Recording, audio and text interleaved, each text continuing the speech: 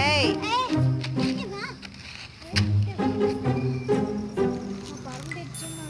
அவனை கொஞ்சம்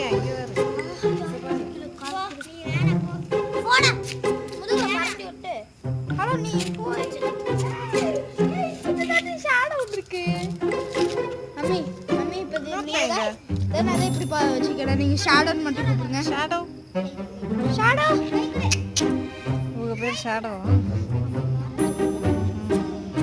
ஏ அபிஷா உன்னோடது இங்க.